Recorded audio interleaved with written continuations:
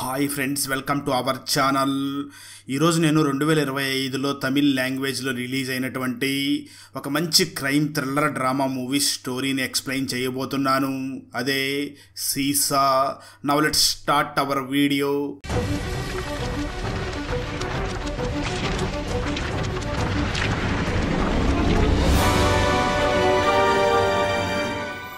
Open చేస్తే ఒక హాస్పిటల్లో సెల్వా ఒక డెడ్ బాడీకి పోస్ట్ మార్టం చేసి అంబులెన్స్ డ్రైవర్ని పిలిచి ఈ డెడ్ బాడీని తిరువనంతపురంకి తీసుకుని వెళ్ళాలి అని అంటాడు. అయితే ఆ డ్రైవర్ మాత్రం నాకు ఇప్పుడు అర్జెంట్ పని ఉంది, నేను వెళ్ళలేను అని అంటాడు. సెల్వా మాత్రం లేదు, నువ్వే వెళ్ళాలి అని అంటూ ఉండగా ఆ సెల్వాకి ఒక ఫోన్ కాల్ వస్తుంది. కట్ చేస్తే ఒక ఇంటి దగ్గర ఆ ఇంట్లో పనిచేస్తున్న రాజు అనే వ్యక్తి చనిపోయి ఉంటాడు. అయితే ఆ ఇంటి ఓనర్స్ అయినటువంటి అథర్వ మరియు మాలవిక ఇద్దరు కూడా ఆ ఇంట్లో కనిపించకుండా మాయమై ఉంటారు. దాంతో పోలీసులు అక్కడికి వచ్చి పరిశీలిస్తూ ఉండగా అదే సమయంలో సెల్వా అక్కడికి వచ్చి అక్కడ చనిపోయి ఉన్న రాజును చూసి చాలా భయపడుతూ వెంటనే తను అంబులెన్స్ డ్రైవర్కి ఫోన్ చేసి, నీకేదో పని ఉందని చెప్పావు కదా, నేనే ఆ తిరువనంతపురంకి అంబులెన్స్ తీసుకుని వెళ్తాను అని చెప్పి ఫోన్ కట్ చేస్తాడు. కట్ చేస్తే మరో పక్క పోలీస్ ఆఫీసర్ అరవింద్ లీవ్లో ఉండగా తనకి తన పై అధికారి ఫోన్ చేసి, నా ఫ్రెండ్ వాళ్ళ కొడుకు ఇంటి దగ్గర ఒక పని మనిషి చనిపోయాడు, అలాగే నా ఫ్రెండ్ వాళ్ళ కొడుకు మరియు కోడలు ఇద్దరు కూడా కనిపించకుండా పోయారు, అసలు అక్కడ ఏం జరిగిందో వెంటనే వెళ్ళి నువ్వు ఈ కేసుని సాల్వ్ చెయ్యాలి అని చెప్తాడు. దాంతో అరవింద్ వెంటనే అక్కడికి వెళ్ళి ఆ రాజు చనిపోయిన ఆ ఏరియా మొత్తాన్ని పరిశీలిస్తాడు.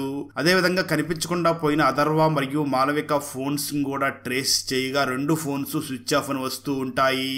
ఆ తర్వాత అరవింద్ వెంటనే పని మనిషి రాజు ఎక్కడి నుంచి పడిపోయాడో అది మొత్తం ఫొటోస్ తీసుకుని అక్కడి నుంచి వెళుతూ ఏదైనా అప్డేట్ ఉంటే నాకు చెప్పండి అని చెప్పి అరవింద్ అక్కడి నుంచి వెళ్ళిపోతాడు.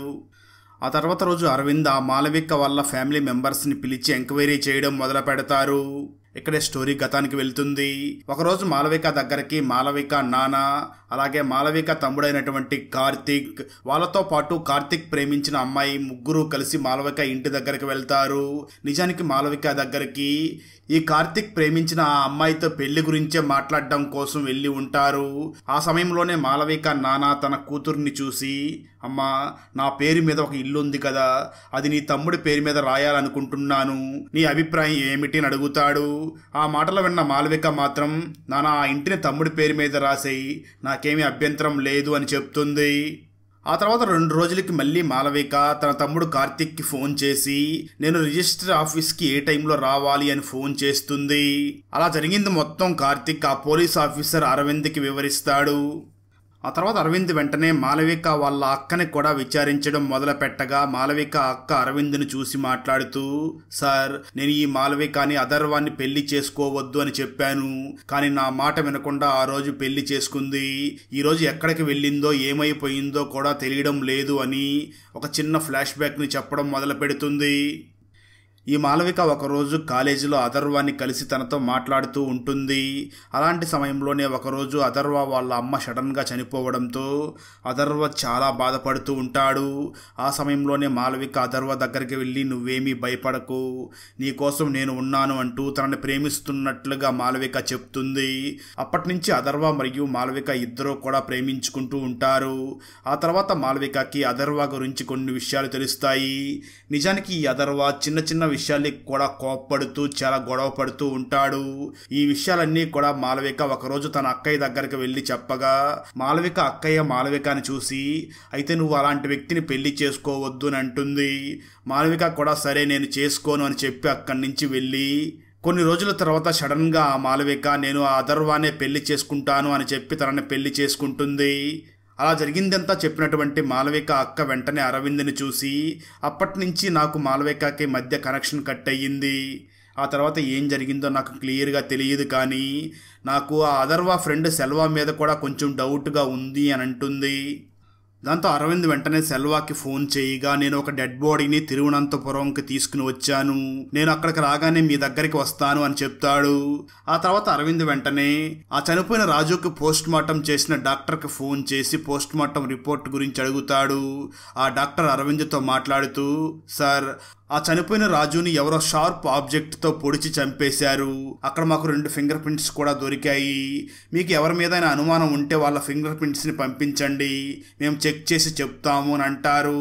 ఆ మాటలు విన్న అరవింద్ అంటే ఇది పక్కా ప్రీ ప్లాన్డ్ మర్డర్ అని అర్థం చేసుకుంటాడు. ఆ తర్వాత పోలీస్ ఆఫీసర్ అరవింద్ ఆ సెల్వ ఇప్పుడు బయట ఉన్నాడు కాబట్టి తనని మనం ఎంక్వైరీ చేయలేమని, మనకు ఆ అథర్వ గురించి మాలవిక గురించి ఎక్కువ తెలియాలి అంటే వాళ్ళు ఇంట్లో ఎలా ఉండేవాళ్ళో వాళ్ళ ప్రవర్తన ఏమిటో మనం తెలుసుకోవాలి అని వెంటనే ఆ ఇంట్లో పని మనిషిని పిలిచి ఎంక్వైరీ చేయడం మొదలు పెడతాడు. పని మనిషి తను గమనించిన విషయాలన్నీ కూడా చెప్పడం మొదలు పెడుతుంది. ఒకరోజు ఈ మాలవిక తన ఆఫీస్లో ఉండగా అక్కడికి తన డ్రైవర్ వచ్చి మాలవికను వెంటనే ఇంటికి తీసుకుని వెళ్ళగా ఆ సమయంలో అథర్వ శివుడి వేసుకుని చాలా భయంకరంగా డ్యాన్స్ చేస్తూ కొద్దిసేపటి తర్వాత సడన్ గా స్పృహ తప్పి కింద పడిపోతాడు. మాలవిక వెంటనే డాక్టర్ని పిలిపించి ఆ అథర్వకి ట్రీట్మెంట్ చేయిస్తుంది. ఇదంతా చూస్తున్న పని వాళ్ళు అసలు ఆ అథర్వకి ఏమవుతుంది అని అనుకుంటూ ఉంటారు. అలాగే మాలవిక కూడా చాలా కంగారు పడుతూ ఉంటుంది. ఆ తర్వాత రోజు అథర్వ ఒక స్వామీజీని తీసుకుని వచ్చి ఈ స్వామీజీ వల్ల నాకు అన్ని విజయాలు జరగబోతున్నాయి, నా బిజినెస్ కూడా సక్సెస్ అవుతుంది అని ఆ స్వామీజీ ఇచ్చిన తాయిత్తిని కూడా కట్టుకుంటాడు. ఆ తర్వాత రోజు అథర్వ తన రూమ్లో ఉండగా తనకి మాత్రమే ఏదో సౌండ్స్ వినిపిస్తున్నట్లుగా ఆ గోడతో మాట్లాడుతూ ఉంటాడు. ఇదంతా కూడా పని మనిషి బయట నుంచి చూస్తూ ఉంటుంది. అలా గోడతో మాట్లాడుతున్న అథర్వ మీరు నా భార్య గురించి అలా తప్పుగా మాట్లాడవద్దు అని అంటూ ఉంటాడు. దాంతో ఇదంతా చూస్తున్న పని మనిషి వెంటనే మాలవిక దగ్గరికి వెళ్లి ఇదంతా చెప్పడంతో మాలవిక వెంటనే అథర్వ దగ్గరికి వచ్చి తనని కూల్ చేసి తనని పడుకోబెడుతుంది. ఆ తర్వాత మాలవిక పని మనిషిని చూసి నా హస్బెండ్ కి ఆరోగ్య సమస్యలు ఉన్నాయి, మీరు ఈ విషయం గురించి ఎక్కడ బయట చెప్పవద్దు అని అంటుంది. కట్ చేస్తే ఆ తర్వాత రోజు అథర్వ తను పనిచేస్తున్న కంపెనీ దగ్గరకు వెళ్ళగా అక్కడ ఉన్న వాళ్ళు అథర్వని చూసి మనకిప్పుడు కంపెనీలో 3 కోట్ల వరకు నష్టం వచ్చింది అని అంటారు. ఆ మాటలు విన్న అథర్వ చాలా కోప్పడుతూ అక్కడ ఉన్న వస్తువులన్నింటినీ కూడా పగలగొడుతూ ఉంటాడు. ఆ సమయంలో అక్కడ మిషన్స్ రన్ అవుతూ ఉండడంతో ఆ సౌండ్స్ అన్ని కూడా అథర్వకి తనతో ఎవరో మాట్లాడుతున్నట్లుగా అనిపించి వెంటనే మిషన్ ని ఆపండి అని గట్టిగా అరుస్తూ ఉంటాడు. సరిగ్గా అదే సమయంలో ఈ విషయం మాలవికకి తెలియడంతో మాలవిక వెంటనే అక్కడికి వెళ్లి తన హస్బెండ్ అథర్వాన్ని కూల్ చేసి అక్కడి నుంచి ఇంటికి తీసుకుని వెళ్లిపోతుంది. అలా జరిగిందంతా కూడా పని మనిషి పోలీస్ ఆఫీసర్ అరవింద్ దగ్గర వివరిస్తుంది. ఆ పోలీస్ ఆఫీసర్ అరవింద్ వెంటనే వాళ్ళందరినీ చూసి మీరందరూ ఇంటికి వెళ్ళండి, అవసరం ఉన్నప్పుడు నేనే పిలుస్తాను అని చెప్పి వాళ్ళని పంపించేస్తాడు. అదే సమయంలో సెల్వ తిరువనంతపురం నుంచి తిరిగి రావడంతో అరవింద్ సెల్వాని పిలిచి అసలు ఏం జరిగిందో చెప్పు అని అడుగుతాడు. దాంతో సెల్వ జరిగింది చెప్పడం మొదలు పెడతాడు. మాలవిక ఒకరోజు తన అక్కయ్య దగ్గరికి వెళ్లి అథర్వ గురించి చెప్పగా మాలవిక అక్కయ్య మాత్రం అలాంటి వాడితో నువ్వు ఉండవద్దు, బ్రేకప్ చేసుకో అని చెప్తుంది. దాంతో మాలవిక కూడా అలాగే చేస్తాను అని చెప్పి అక్కడి నుంచి వచ్చి అథర్వని చూసి నేను నీతో ఉండలేను అని చెప్పి తనకు బ్రేకప్ చెప్తుంది. అథర్వ కూడా మొదట్లో సరే నీ ఇష్టం వచ్చినట్టు చేసుకుని అంటాడు. కానీ కొద్ది రోజుల తర్వాత తన తప్పు తెలుసుకుని మాలవిక తన దగ్గర లేదు, ఈ జీవితం నాకు వేస్ట్ అని చెప్పి ఆత్మహత్య చేసుకోవడానికి ప్రయత్నిస్తాడు. ఇది చూసినటువంటి ఆ ఇంట్లో పని మనిషి రాజు వెంటనే సెల్వాకి ఫోన్ చేసి చెప్పడంతో సెల్వా వచ్చి ఆ అథర్వకి ట్రీట్మెంట్ చేయిస్తాడు. ఆ వెంటనే సెల్వా ఆ మాలవికకి ఫోన్ చేసి ఇలాంటి సమయంలో నువ్వు తనకు తోడుగా ఉండడం చాలా మంచిది అని అంటాడు. దాంతో మాలవిక అథర్వ దగ్గరికి రావడంతో అథర్వ మాలవికని చూసి నువ్వు లేకుండా నేను జీవించలేను అని అంటాడు. ఆ మాటలు విన్న మాలవిక మనసు మార్చుకుని ఆ అథర్వాని పెళ్లి చేసుకుంటుంది. ఇద్దరూ కూడా కొన్ని రోజులు బాగానే ఉంటారు. కొన్ని రోజుల తర్వాత ఒక స్వామీజీని ఇంటికి తీసుకుని రావడం, ఆ తర్వాత అథర్వ శివుడి వేసుకుని ఇంట్లో ఉన్న వస్తువులన్నీ కూడా పగలగొడుతూ ఉంటాడు. ఆ తర్వాత ఒకరోజు సెల్వాకి ఫోన్ చేసి నువ్వు అర్జెంటుగా ఇంటికి రాగలవా అని అంటాడు. దాంతో సెల్వా ఇంటికి వెళ్ళగా ఆ సమయంలో అథర్వ మరియు మాలవిక ఇద్దరు కూడా గొడవ పడుతూ ఉంటారు. నిజానికి మాలవిక అథర్వకి ఉన్న ఆ సమస్య గురించి డాక్టర్కి చెప్పి అథర్వకి ట్రీట్మెంట్ చేయించాలి అని అనుకుంటుంది. అయితే అథర్వ మాత్రం నాకు ఉన్న సమస్యలన్నీ డాక్టర్కి ఎలా చెప్తావు, నేను తన దగ్గరికి ట్రీట్మెంట్ కోసం రాను అని చెప్పి మీరెవరో కూడా నన్ను అర్థం చేసుకోవడం లేదు, నేను వెంటనే వెళ్ళి మా అమ్మతో మాట్లాడి వస్తాను అని తన అమ్మ సమాధి దగ్గరికి బయలుదేరి వెళ్తాడు. దాంతో సెల్వా అలాగే అథర్వ ఇంట్లో పనిచేస్తున్న రాజు కూడా అథర్వతో పాటు అక్కడికి వెళ్తాడు. అథర్వ తన తల్లి సమాధి దగ్గరికి వెళ్ళి నువ్వు చనిపోయిన తర్వాత నన్ను ఎవరో కూడా పట్టించుకోవడం లేదు, నేను చాలా బాధలు అనుభవిస్తున్నాను అంటూ అక్కడ చాలా బాధపడి వెంటనే తను ఫుల్లుగా మందు తాగుతాడు. దాంతో సెల్వాని ఆ రోజు సాయంత్రం అథర్వాని ఇంటి దగ్గరికి తీసుకుని రాగా అథర్వ ఇంటి దగ్గరికి వచ్చి ఆ మాలవికని గట్టిగా బూతులు తిడుతూ ఉంటాడు. అయినా మాలవిక మాత్రం కిందకి దగ్గరికి రాదు. దాంతో అథర్వ ఆ సెల్వా మరియు రాజును చూసి మీరు ఇక్కడి నుంచి ఇంటికి వెళ్ళిపోండి, నేనే వెళ్ళి మాలవికతో మాట్లాడతాను అని తన ఇంట్లోకి వెళ్తాడు. అథర్వ అలా అనడంతో రాజు మరియు సెల్వా అక్కడి నుంచి వెళ్ళిపోతారు. ఆ తర్వాత రోజు సెల్వా ఒక డెడ్ బాడీని తిరువనంతపురంకి తీసుకుని వెళ్ళి ఉంటాడు. అలా జరిగిందంతా కూడా సెల్వా పోలీస్ ఆఫీసర్ అరవింద్కి చెప్పి అంతకు మించి నాకేమీ తెలియదు అని అంటాడు. దాంతో అరవింద్ ఆ సెల్వా చెప్పింది మొత్తం ఆ స్టేట్మెంట్ మొత్తాన్ని రికార్డ్ చేసుకుని సెల్వాని అక్కడి నుంచి పంపించేస్తాడు. సెల్వా అక్కడి నుంచి తన ఇంటికి వెళ్ళగానే సెల్వా మదర్ సెల్వాని చూసి ఇప్పుడే నిన్ను కలవడానికి అథర్వ వచ్చి వెళ్ళాడు అని అంటుంది. ఆ మాటలు విన్న సెల్వా ఈ అథర్వ కోసం పోలీసులు వెతుకుతున్నారు, వీడెందుకు నన్ను కలవడం కోసం వచ్చాడు అని వెంటనే తన అమ్మను చూసి ఆ అథర్వ ఎటు వెళ్ళాడో తెలుసుకుని అక్కడికి వెళ్ళగా చీకట్లో అథర్వ నిలబడి ఉంటాడు. సెల్వా వెంటనే అథర్వ దగ్గరికి వెళ్ళి నువ్వు నా కోసం ఎందుకు వచ్చావు అని అడుగుతూ ఉంటాడు. దాంతో అథర్వ వెంటనే మనం కారులోకి వెళ్ళి మాట్లాడుకుందామని సెల్వా మరియు అథర్వ ఇద్దరు కూడా కారులోకి వెళ్లి ఇద్దరు బాగా కొట్టుకుంటూ ఉంటారు. కొంతసేపటి తర్వాత అథర్వ సెల్వాని చూసి అసలు నువ్వెందుకు నా వైఫ్ని చంపావు అని గట్టిగా అడుగుతూ ఉంటాడు. ఆ మాటలు విన్న సెల్వాకి ఏమీ అర్థం కాకుండా అలానే చూస్తూ ఉంటాడు. మరోపక్క పోలీస్ ఆఫీసర్ అరవింద్ మాత్రం ఈ కేసు విచారణలో మనం ఏదో మిస్ అవుతున్నాము అని ఆలోచిస్తూ ఉంటాడు. ఆ తర్వాత సెల్వా వెంటనే తన ఫ్రెండ్ అయినటువంటి అథర్వాని కారులో ఎక్కించుకుని హాస్పిటల్లో ట్రీట్మెంట్ చేయడానికి తీసుకుని వెళ్తాడు. అక్కడ ఉన్న డాక్టర్ మాత్రం తన భార్య సంతకం లేనిదే ట్రీట్మెంట్ చేయడం కుదరదు అని చెప్తాడు. దాంతో సెల్వా వెంటనే ఆ తర్వాత ఫోన్ చేసి వెంటనే డాక్టర్కి ఆ ఫోన్ ఇచ్చి వాళ్ళ వైఫ్ మాట్లాడుతుంది, ఒకసారి మాట్లాడండి అని చెప్తాడు. ఆ ఫోన్లో మాలవిక మాట్లాడుతూ నేను పని మీద బెంగళూరుకి వచ్చాను, మీరు నా భర్తకు ట్రీట్మెంట్ చెయ్యవచ్చు అని చెప్తుంది. దాంతో ఆ డాక్టర్ ఆ స్టేట్మెంట్ని ఆధారంగా చేసుకుని ఆ అథర్వకి ట్రీట్మెంట్ని స్టార్ట్ చేస్తాడు. దాంతో చాలా వైలెంట్గా ఉన్న ఆ అథర్వ ట్రీట్మెంట్ తర్వాత కొంచెం నార్మల్ అవుతాడు. ట్రీట్మెంట్ జరిగిన కొంతసేపటి తర్వాత స్పృహలోకి వచ్చినటువంటి ఆ అథర్వ కళ్ళు తెరిచి పక్కన చూడగా తన పక్కన ఎవ్వరూ ఉండరు. అదే సమయంలో అక్కడికి సెల్వా రావడంతో అథర్వ సెల్వాని చూసి నా వైఫ్ ఎక్కడ ఉందిరా అని అడుగుతాడు. అంటే ట్రీట్మెంట్ తర్వాత తను చేసిందంతా కూడా పూర్తిగా మర్చిపోయి ఉంటాడు. అది గమనించిన సెల్వా వెంటనే ఆ అథర్వకి ట్రీట్మెంట్ చేసిన డాక్టర్ దగ్గరకు వెళ్ళి ఆ అథర్వ చాలా మర్చిపోయాడు అని అంటాడు. ఆ మాటలు విన్న డాక్టర్ ఆ సెల్వాని చూసి ట్రీట్మెంట్ తర్వాత ఆ విధంగా కొన్ని మర్చిపోవడం సహజమే, అయినా తన గతంలో ఏముంది, చిన్న చిన్న గొడవలే కదా, ఏం పర్వాలేదు అని అంటాడు. దాంతో సెల్వా అక్కడి నుంచి చాలా బాధపడుతూ ఇంటికి వెళ్ళిపోతాడు. కొద్దిసేపటి తర్వాత అథర్వ కూడా వెంటనే కారులో ఆ సెల్వాని వెతుకుతూ బయలుదేరి తన ఇంటి దగ్గరికి రాగా తన ఇంటి దగ్గర పోలీసులు ఉంటారు. అథర్వ వెంటనే పోలీసుల దగ్గరికి వెళ్ళి అసలు మీరెవరు, ఇక్కడ మీరేం చేస్తున్నారు, ఇంతకీ నా వైఫ్ ఎక్కడికి వెళ్ళింది అని అడుగుతూ ఉంటాడు. ఈ విషయం తెలుసుకున్న సెల్వా వెంటనే అక్కడికి వెళ్ళి అథర్వాని చూసి నువ్వు నాతో పాటు ఇంటికి రా అని తనని పిలుస్తూ ఉంటాడు. అదే సమయంలో అథర్వ తిరిగి వచ్చాడు అని పోలీసులకు తెలిసి ఆ అరవింద్ కూడా అక్కడికి వచ్చి అథర్వాని మరియు సెల్వాని ఇద్దరిని కూడా అరెస్ట్ చేసి పోలీస్ స్టేషన్కి తీసుకుని వస్తాడు. అరవింద్ వెంటనే అథర్వాని చూసి ఇంతకీ నీ భార్య ఎక్కడ ఉంది అని అడుగుతాడు. ఆ మాటలు విన్న అథర్వ మాత్రం తనకేమీ అర్థం కాకుండా అయోమయంగా చూస్తూ ఉంటాడు. దాంతో అరవింద్ వెంటనే ఆ అథర్వాని చూసి ఇంతకీ నువ్వు ఇన్ని రోజులు ఎక్కడ ఉన్నావు అని అడుగుతాడు. దానికి ఆ అథర్వ సమాధానం చెప్తూ నేను ఇన్ని రోజులు కూడా హాస్పిటల్లో ట్రీట్మెంట్ చేయించుకుంటున్నాను అని సమాధానం చెప్తాడు. దాంతో అరవింద్ వెంటనే ఇక్కడ జరుగుతున్నది మొత్తం కూడా తన పై అధికారులకి చెప్పి వెంటనే తన అసిస్టెంట్స్ని పిలిచి మీరు వెంటనే ఆ అథర్వకి ట్రీట్మెంట్ చేసిన ఆ డాక్టర్ దగ్గరికి వెళ్ళి ఎంక్వైరీ చెయ్యండి అని అంటాడు. దాంతో అసిస్టెంట్స్ కూడా ఆ అథర్వకి ట్రీట్మెంట్ చేసిన డాక్టర్ దగ్గరికి వెళ్ళి ఎంక్వైరీ చేయడం మొదలు పెడతారు.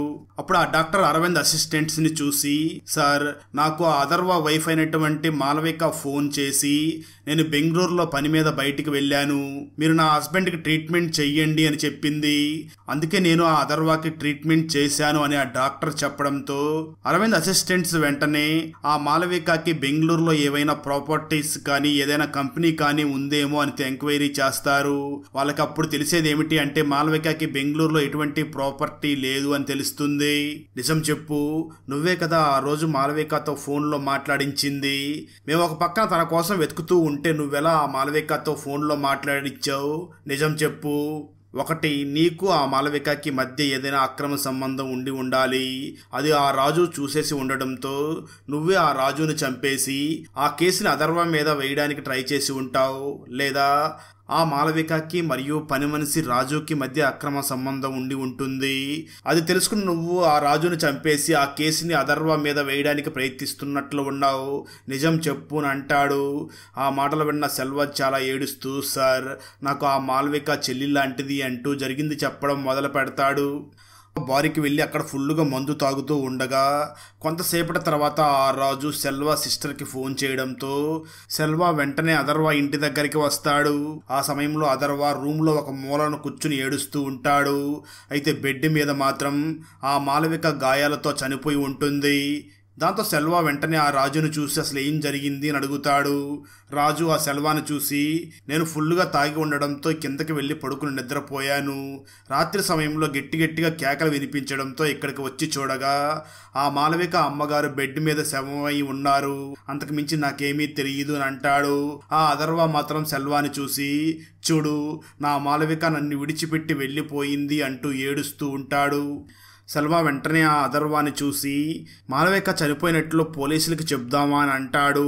అయితే ఆ మాటలు విన్న అథర్వ మాత్రం వద్దు, పోలీసులకి చెప్పవద్దు, పోలీసులకి చెప్తే మాలవికని తీసుకుని వెళ్ళి తనకి పోస్ట్ మార్టం చేస్తారు, అలా జరగడానికి వీల్లేదు, నా మాలవిక చనిపోయినప్పటికీ తను నాతో పాటునే ఉండాలి, నువ్వు పోస్ట్ మార్టం చేసే ముందు ఎంబాల్మింగ్ చేస్తావు కదా, ఆ విధంగా నాకు మాలవిక బాడీని కూడా చేసి ఇవ్వు అని చాలా బ్రతిమిలాడతాడు. ఆ పని మనిషి రాజు కూడా, సార్ అథర్వ సార్ అడిగినట్లుగానే చేసివ్వండి, సార్ కొంచెం మనశ్శాంతిగా ఉంటుంది అని బ్రతిమిలాడతాడు. దాంతో సెల్వా వెంటనే ఆ మాలవిక బాడీకి ఎంబాల్మింగ్ చేసి ఆ బాడీని ఒక కూల్గా ఉండే రూమ్లో పెట్టి ఆ రూమ్ మొత్తం కూడా కూలింగ్గా ఉండేటట్టు ఏసీలని ఫిక్స్ చేసి ఈ రూమ్ ఎప్పుడూ కూడా కూలింగ్లోనే ఉండాలి, అసలు ఏసీని ఆపకూడదు అని చెప్పి అక్కడి నుంచి తను వెళ్ళిపోతాడు. ఆ తర్వాత రోజు సెల్వా పని ముగించుకుని ఆ అథర్వ ఇంటి దగ్గరికి రాగా అక్కడ పని మనిషి రాజు చనిపోయి ఉండడం చూసి చాలా భయపడిపోతాడు. వెంటనే తను డెడ్ బాడీని తిరువనంతపురంలో డెలివరీ చేయడం కోసం వెళ్ళిపోతాడు. అలా జరిగింది మొత్తం చెప్తున్నటువంటి సెల్వా ఆ పోలీస్ ఆఫీసర్ అరవింద్ని చూసి, సార్ నాకిప్పుడు ఆ మాలవిక డెడ్ బాడీ ఎక్కడ ఉందో తెలియదు, అదేవిధంగా పనివాడు రాజు ఎలా చనిపోయాడో కూడా నాకు తెలియదు, నన్ను నమ్మండి ప్లీజ్ అని అంటాడు. దాంతో ఆ తర్వాత అరవింద్ వెంటనే తన పై అధికారిని కలిసి జరిగిందంతా కూడా తనకు చెప్పడంతో పై అధికారులు ఆ అరవింద్ని చూసి, అయితే ఒక పని చెయ్యి, ఇదంతా కూడా సెల్వానే చేశాడు అని కేసు మొత్తాన్ని సెల్వా మీదకి తోసి ఈ కేసులో సెల్వాని అరెస్ట్ చేసి కేసుని క్లోజ్ చేసేయి అని చెప్తారు. అయితే ఆ మాటలు విన్న అరవింద్ మాత్రం, అమాయకుడైన సెల్వాని ఎందుకు ఈ కేసులో ఇరికించాలి, మనం ఎక్కడో తప్పు చేస్తున్నాం, మన ఇన్వెస్టిగేషన్లో ఎక్కడో ఏదో మిస్ అవుతున్నామని ఆలోచిస్తూ వెంటనే తన అసిస్టెంట్ని చూసి, నువ్వు వెళ్ళి చనిపోయిన రాజు మరియు ఈ మాలవిక ఇద్దరు ఫోన్స్ని కూడా చెక్ చెయ్యి, వాళ్ళ కాల్ హిస్టరీని కూడా మొత్తం తీసుకునిరా అని చెప్తాడు. ఆ తర్వాత అరవింద్ మాలవిక కాల్ హిస్టరీని చెక్ చేయగా అందులో మాలవికకి ఒక కొత్త నెంబర్ నుంచి ఫోన్ వచ్చినట్లుగా రికార్డ్ అయి ఉంటుంది. అది ఎవరిది అని చెక్ చేయగా నిజానికి ఆ ఫోన్ నెంబర్ మాలవిక తమ్ముడు కార్తిక్ ఒక అమ్మాయిని లవ్ చేసి పెళ్లి చేసుకోవాలి అనుకున్నాడు కదా, ఆ అమ్మాయిదే అయి ఉంటుంది. దాంతో అరవింద్ వెంటనే ఆ అమ్మాయి దగ్గరికి వెళ్ళి నిజం చెప్పు, అసలు నువ్వెందుకు ఆ మాలవికకి ఫోన్ చేశావు అని అడుగుతాడు. దాంతో ఆ అమ్మాయి అరవింద్కి జరిగింది చెప్పడం మొదలు పెడుతుంది. మొదట్లో కార్తిక్ మరియు ఆ అమ్మాయి ఇద్దరు బాగా ప్రేమించుకుంటూ తిరుగుతూ ఉంటారు. అయితే కొన్ని రోజుల తర్వాత ఆ కార్తిక్ క్యారెక్టర్ చాలా మారిపోతూ వస్తూ ఉంటుంది. నిజానికి ఆ కార్తిక్ దొరికిన చోటంతా డబ్బులు తీసుకుని ఆన్లైన్లో బెట్టింగ్లు వేస్తూ చాలా డబ్బుల్ని పోగొట్టుకుంటూ ఉంటాడు. ఈ విషయం తెలుసుకున్న ఆ అమ్మాయి వెంటనే డైరెక్ట్గా మాలవికకే ఫోన్ చేసి తన తమ్ముడు కార్తిక్ చేస్తున్న విషయాలన్నీ చెప్పి, నేను ఇప్పుడు మీ తమ్ముడిని పెళ్లి చేసుకోలేను అని చెప్తుంది. అలా జరిగిందంతా కూడా ఆ అమ్మాయి పోలీస్ ఆఫీసర్ అరవింద్కి చెప్తుంది. దాంతో అరవింద్కి ఆ కార్తిక్ మీద చాలా డౌట్ ఏర్పడుతుంది. అప్పుడు అరవింద్ వెంటనే తన అసిస్టెంట్స్ని పిలిచి, మీరు వెంటనే వెళ్ళి ఆ కార్తిక్ని కొంచెం ఎంక్వైరీ చేసి రండి అని చెప్తాడు. అరవింద్ అసిస్టెంట్స్ వెంటనే కార్తిక్తో మాట్లాడడానికి వెళ్ళగా కార్తిక్ వీళ్ళని చూసి అక్కడి నుంచి తప్పించుకుని పారిపోతూ వెంటనే తన ఫ్రెండ్స్కి ఫోన్ చేస్తాడు. అప్పుడు కార్తిక్ ఫ్రెండ్స్ అక్కడికి వచ్చి కార్తిక్ని అక్కడి నుంచి దూరంగా తీసుకుని వెళ్ళి ఒక ప్లేస్లో వదిలేసి వెళ్ళిపోతారు. అలా కార్తిక్ మనుషులు లేనటువంటి ఒక పాడుబడిన బిల్డింగ్ దగ్గరికి వెళ్ళి ఆ బిల్డింగ్ ఎక్కి నిలబడి, నేను తప్పు చేశాను, నా పాపం పండింది, ఈ పోలీసులు ఖచ్చితంగా నన్ను కనిపెట్టేస్తారు అంటూ తన ఫోన్లో తను చేసిన తప్పులన్నింటినీ కూడా చెప్తూ రికార్డ్ చేస్తూ ఉంటాడు. మరోపక్క కార్తిక్ ఫ్రెండ్స్ ఇద్దరు కూడా పోలీసులకు దొరికిపోవడంతో పోలీసులు వాళ్ళని బాగా చిత్రహింసలు చేస్తూ నిజం చెప్పమని అడుగుతూ ఉంటారు. దాంతో వాళ్ళు నిజం చెప్పడం మొదలు పెడతారు. నిజానికి కార్తిక్ మరియు తన ఇద్దరు ఫ్రెండ్స్ మొత్తం ముగ్గురు కలిసి ఈ ఆన్లైన్ బెట్టింగ్లకి బాగా అలవాటైపోయి మొదట్లో సంపాదించినప్పటికీ ఆ తర్వాత చాలా డబ్బుల్ని కోల్పోయి ఉంటారు. ఇదంతా తెలుసుకున్నటువంటి ఆ కార్తిక్ లవర్ వెంటనే మాలవికకి ఫోన్ చేసి జరిగిందంతా కూడా చెప్తుంది. దాంతో మాలవిక తన ఫాదర్ కి జరుగుతున్నదంతా చెప్పడం కోసం ఫోన్ చేయగా ఆ ఫోన్ ని కార్తిక్ కే లిఫ్ట్ చేస్తాడు. మాలవిక మాత్రం ఫోన్ ని వెంటనే తీసుకుని వెళ్లి నాన్నకి ఇవ్వు అని చెప్తుంది. మాలవిక తన తమ్ముడు కార్తిక్ ని చూసి, నువ్వు ఫోన్ ని వెంటనే తీసుకుని వెళ్లి నాన్నకివ్వు, నువ్వు అప్పులు చేసి మరీ బెట్టింగ్లు వేసి చాలా లాస్ అయిపోయి ఉన్నావు, ఇప్పుడు నాన్న నీకు మనకు ఉన్న ఇంటిని కూడా నీ పేరు మీద రాయాలని చూస్తున్నాడు, అలా జరిగితే దాన్ని కూడా నువ్వు అమ్మేసుకుని తినేస్తావు, అలా జరగడానికి వీల్లేదు, నేను నాన్నకి జరుగుతున్నది మొత్తం చెప్పాలి అని అంటుంది. ఆ మాటలు విన్నటువంటి కార్తిక్ వెంటనే ఫోన్ ని కట్ చేస్తాడు. ఆ తర్వాత కార్తిక్ తన ఫ్రెండ్స్ తో బార్ కి వెళ్లి ఫుల్ గా మందు తాగుతూ ఉండగా అప్పుడే మాలవిక మళ్ళీ తన ఫాదర్ తో మాట్లాడడానికి ఫోన్ చేస్తుంది. ఫోన్ చేసిన మాలవిక తన తమ్ముడు కార్తిక్ తో మాట్లాడుతూ, నిన్ను ఇలాగే వదిలేస్తే ఉన్న ఆస్తి మొత్తాన్ని కూడా ఇలాగే పోగొట్టేలాగా ఉన్నావు, అలా జరగడానికి వీల్లేదు, నేనైతే నీకు రిజిస్టర్ ఆఫీస్ లో సైన్ చెయ్యను అంటుంది. ఆ మాటలు విన్నటువంటి కార్తిక్ వెంటనే తన ఫ్రెండ్స్ ని చూసి, నా సొంత అక్కే నాకు అడ్డు తగిలేలా ఉంది, అలా జరగడానికి వీల్లేదు అంటూ తన ఫ్రెండ్స్ తో కలిసి ఆ మాలవిక ఇంటి దగ్గరికి బయలుదేరి వెళ్తాడు. నిజానికి ఆ సమయంలో మాలవిక హస్బెండ్ అయినటువంటి ఆ అథర్వ తన అమ్మతో మాట్లాడడం కోసం తన అమ్మ సమాధి దగ్గరికి వెళ్లి ఉంటాడు. ఆ సమయంలో సెల్వ మరియు రాజు కూడా అథర్వ దగ్గరే ఉండి ఉంటారు. ఆ సమయంలో కార్తిక్ తన ఇద్దరు ఫ్రెండ్స్ తో కూడా మాలవిక దగ్గరికి వెళ్ళగా మాలవిక తన తమ్ముడు కార్తిక్ ని చూసి, ఎందుకు ఇలా చేస్తున్నావు, నేను వెంటనే నాన్నకి ఫోన్ చేసి చెప్తాను అంటూ ఒక ఫోన్ తీసుకుని తన నాన్నకి ఫోన్ చేయబోతూ ఉంటుంది. సరిగ్గా అదే సమయంలో కార్తిక్ వెనక నుంచి వచ్చి ఆ మాలవికని తల మీద బలంగా కొట్టడంతో మాలవిక అక్కడికక్కడే చనిపోతుంది. అదే సమయంలో అథర్వ తన మదర్ సమాధి దగ్గర నుంచి ఫుల్ గా తాగి ఇంటి దగ్గరికి వచ్చి బెడ్ మీద మాలవిక పడిపోయి ఉన్నప్పటికీ తాగిన మత్తులో అవేమీ పట్టించుకోకుండా మాలవిక పక్కనే పడుకుంటాడు.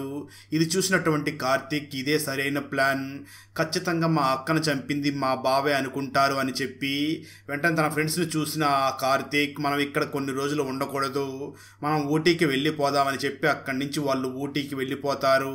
అయితే వారం రోజులు అవుతున్నా తన అక్క చావు గురించి ఎటువంటి న్యూస్ బయటికి రాకపోవడంతో ఈ ముగ్గురు కూడా వెంటనే అక్కడ ఏం జరిగిందో తెలుసుకోవడం కోసం ఒక రోజు రాత్రి ఫేస్ కు మాస్కులు పెట్టుకుని ఆ ఇంటి దగ్గరికి వస్తారు. అక్కడికి వచ్చి చూడగా అక్కడ మాలవిక డెడ్ బాడీ కానీ అసలేమీ కనిపించదు. దాంతో కార్తిక్ ఫ్రెండ్స్ కార్తిక్ ని చూసి, నిజంగానే నువ్వు మీ అక్కను చంపావా లేదా అని అడుగుతూ ఉంటారు. వాళ్ళు మాట్లాడుతూ ఉండగా అక్కడికి ఆ పని మనిషి రాజు వచ్చి, ఎవరు మీరు, అసలేం మాట్లాడుతున్నారు అని అంటూ ఉండగా అక్కడికి వచ్చింది మాలవిక తమ్ముడైనటువంటి కార్తిక్ అని తెలుసుకుని, నువ్వు ఇక్కడ ఏం చేస్తున్నావు, నువ్వు అమ్మగారిని ఏం చేశావు అని అడుగుతూ ఉంటాడు. దాంతో కార్తిక్, నేనే మా అక్కను చంపేశాను అని ఈ పనివాడికి తెలిసిపోయింది, వీడు బయటికి వెళితే మనం జైలు లోపలికి వెళ్లాల్సి వస్తుంది అని వెంటనే ఒక షార్ప్ ఆబ్జెక్ట్ తో ఆ పని మనిషి రాజును కూడా పొడిచి చంపేసి తనని తీసుకుని వెళ్లి పైనుంచి కిందకి తోసేస్తాడు. ఆ తర్వాత కార్తిక్ తన ఫ్రెండ్స్ ని చూసి, ఇప్పుడు మా అక్కను చంపిన కేసులో బావ జైలుకి వెళ్తాడు, అదే విధంగా పని మనిషిని చంపిన కేసులో కూడా బావ జైలుకి వెళ్తాడు, అంటే ఇప్పుడు బావ ఆస్తి నాకే వస్తుంది, అలాగే మా నాన్న నాకు ఇస్తానన్న ఆస్తి కూడా నాకే వస్తుంది, ఈ రెండు ఆస్తుల్ని కూడా అమ్మేసి మన అప్పులన్నీ కూడా తీర్చేసి హ్యాపీగా ఉండవచ్చు అని అంటూ ఉంటాడు. స్టోరీ ప్రెజెంట్ కి వస్తుంది. కార్తిక్ ఆ బిల్డింగ్ మీద వీడియోని రికార్డ్ చేసి మాట్లాడుతూ, ఈ ప్రపంచంలో ఉండడానికి నాకు అసలు అర్హతే లేదు, నేను ఈ సమాజంలో ఇంకా బ్రతికి ఉంటే ఇంకా నేను తప్పులు చేసే అవకాశం ఉంది, కాబట్టి నేను ఇక తప్పు చేయను అని ఒక బ్లేడ్ తీసుకుని తన గొంతుని తానే కోసుకుని చనిపోతాడు. ఆ తర్వాత ఈ రికార్డ్ ని చూసి అందరూ కూడా షాక్ అవ్వగా కార్తిక్ ఫాదర్ కూడా తన కొడుకు చనిపోయాడు అని చాలా బాధపడతాడు. ఇప్పుడు కార్తిక్ చనిపోయాడు కాబట్టి తన ఇద్దరు ఫ్రెండ్స్ కి కూడా జీవితకాల శిక్షను విధిస్తారు. అలా పోలీస్ ఆఫీసర్ అరవింద్ ఆ కేసు మొత్తాన్ని కూడా సాల్వ్ చేస్తాడు. కానీ తను ఆ మాలవిక డెడ్ బాడీ ఎక్కడ ఉందో కనిపెట్టలేకపోయినందుకు తనకి కొంచెం వెలితిగా ఉంటుంది. ఆ తర్వాత అరవింద్ హత్య చేసింది కార్తిక్ కాబట్టి ఆ అథర్వాని రిలీజ్ చేపిస్తాడు. వెంటనే అథర్వ దగ్గరికి వెళ్లి మాలవిక డెడ్ బాడీ ఎక్కడ ఉంది అని అడుగుతాడు. అథర్వ మాత్రం నాకేమీ తెలియదు అని అంటాడు. ఇక్కడే మనకు ఊటీలో ఒక ప్లేస్ ని చూపించగా అక్కడ ఒక ఇంట్లో ఏసీని ఫిక్స్ చేసి ఆ ఇంట్లోనే మాలవిక బాడీని ఒక బాక్స్ లో పెట్టి భద్రపరిచి ఉంటాడు అథర్వ. అక్కడతో ఈ మూవీ అయిపోతుంది. బ్రూనో తన చెల్లెలైనటువంటి స్టెఫీ పెళ్లి కోసం నెల రోజుల్లో 25 సవర్ల బంగారాన్ని ఎలా సాధించగలడు? ఆ బ్రూనో 30 రోజుల్లో 25 సవర్ల బంగారాన్ని సాధించాడా లేదా? ఎందుకు బ్రూనోని తన సొంత పార్టీ వాళ్లే సస్పెండ్ చేశారు? స్టెఫీ పెళ్లికి వచ్చిన అజీష్ ఎవరు? ఆ అజీష్ ఎందుకు ఎప్పుడూ కూడా స్టెఫీ దగ్గరికి వెళ్ళి నాకు బంగారం కావాలి అని అడుగుతున్నాడు? బ్రూనో తన చెల్లికి పెళ్లి చేయగలిగాడా లేదా? చివరికి స్టెఫీ పెళ్లి ఏమయ్యింది అన్నదే 2025లో మలయాళం లాంగ్వేజ్లో రిలీజ్ అయినటువంటి పోన్ మ్యాన్ మూవీ స్టోరీ. ఈ మలయాళ ఫుల్ మూవీ స్టోరీని తెలుగులో వినాలి అనుకుంటే ఈ వీడియో డిస్క్రిప్షన్లో ఉన్న లింక్ని క్లిక్ చేసి చూడండి. ఫ్రెండ్స్, వీడియో నచ్చినట్లయితే లైక్ చేసి ఒక చిన్న కామెంట్ చేస్తే మాకు నెక్స్ట్ వీడియో చేయడానికి ఎంకరేజింగ్గా ఉంటుంది. అలాగే ఛానల్ని సబ్స్క్రైబ్ చేసి పక్కనే ఉన్న బెల్ ఐకాన్ని క్లిక్ చేసి సపోర్ట్ చేయండి. Thanks for watching. జై హింద్.